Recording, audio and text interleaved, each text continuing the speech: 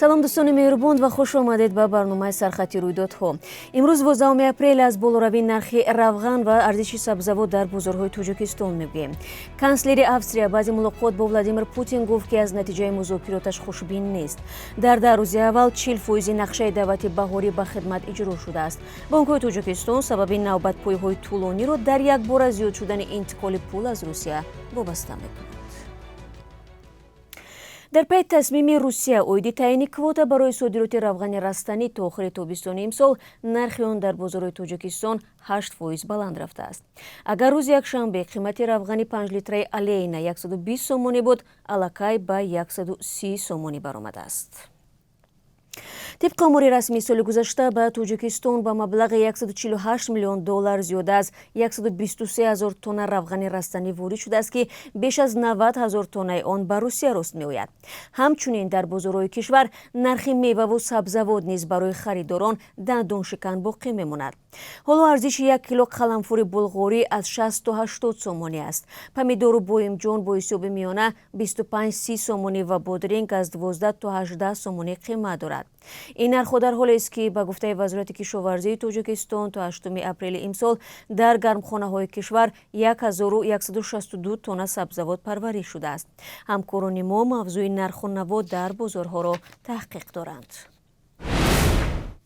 талоши тозаи дипломатӣ ба хотири коҳиши ташаннуш дар Украина ки аз тарафи канцлери Австрия Карл Нехамер пиёда шуда буд, натиҷаи назаррас ҳосил накард.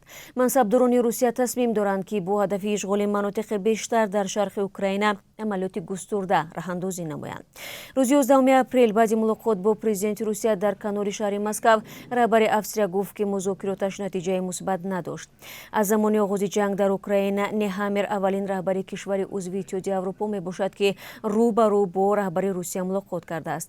ӯ ба рӯзноманигорон гуфт Русия ба ҳамлаи васеъ миқёс омодагӣ мегирад. эҳтимол ҳадаф аз ин ҳамла пайвастани нимҷазираи Крим бо дигар заминҳои ишғолнамудаи ҷудоихоҳони рӯ ба Русия аст ки бо номи Донбасс маъруф мебошад. шаҳри Мариупол ки як вақт 400 000 аҳолӣ дошт, аз оғози ҷанги Украина таҳти муосираи нирӯҳои Русия қарор дорад. президенти Украина Володимир Зеленский мегӯяд, агар нирӯҳои кишвараш кӯмаки кофӣ дарёфт менамуданд, Украина муосираи Мариуполро рахна мекард. иттиҳоди Аврупо бо ишора ба нигарониҳои амнияти 21 ширкати ҳавоии сабтшуда дар Русияро аз ҳаққи вуруд ба ҳарими ҳавои кишварҳои узви ин созмон маҳрум кард. рӯйхати 30 ширкатҳои маҳрум аз ҳаққи вуруд ба ҳарими ҳавоии Аврупо 11 апрел такмил шуд. комиссари нақлиёти иттиҳоди Аврупо мегӯяд, агентии федералии нақлиёти ҳавоии Русия ба садҳо ширкати хориҷӣ муҷаввизи парвоз додааст ки ҷавобгӯи тақозоҳои амниятӣ нестанд. дар рӯйхати 30 ширкатҳои Аэрофлот, Победа, Сибир, Россия, Ютейр ва ширкати ҳавоии Урал шомил мебошанд. умуман 117 ширкат аз ҳаққи парвоз ба ҳарими ҳавоии Иттиҳоди Аврупо маҳрум мебошанд. тоҷирони бозори Корвон аз боло рафтани нархи хизматрасониҳо аз ҷумла қимати чек ва ба истилоҳ қараволпулӣ шикоят доранд. масъулини бозор дар навбати худ инро ба таъмиру сохтмони қисматҳои бозор рабт медиҳанд. гузориши муфассал дар ин заминаро метавонед 3 соат пас дар барномаи ахбор тамошо кунед. гузориши ҷолиби дигар ин аст ки дарёи Панҷ, яке аз бузургтарин дарёҳои Тоҷикистон, имсол камоб шудааст. мақомоту кишоварзон ҳоло метарсанд ки мумкин аст камобӣ киштзорҳои деҳқононро беоб гузошта сабаби ҷангу ҷанҷол барои тақсими об шавад. ҷузъиётро дар барнома мунтазир бошед. дар Тоҷикистон нақшаи даъват ба сафи қувваҳои мусаллаҳи кишвар 40% иҷро шудааст. вазорати мудофиа мегӯяд, вилояти мухтори Кӯҳистони Бадахшон нақшаро 100%, вилояти Хатлон 40%, шаҳри Душанбе 42%, Суғд 27% ва шаҳру навоҳии Тобеи Ҷумҳурӣ зиёда аз 47% пур карданд. зимнан дар як назарпурсӣ дар саҳифаи телеграми Радиои Озодӣ ки дар он беш аз 400 нафар иштирок карданд, 54% гуфтанд ки шоҳиди аблава дар Тоҷикистон буданд. 40% иброз доштанд ки чунин ҳолатҳоро мушоҳида накарданд. 12% боварӣ доранд ки дар Тоҷикистон аблава нест. шумо ҳам бинандагони азиз метавонед вориди саҳифаи мо дар Телеграм шавед ва назари худро нависед.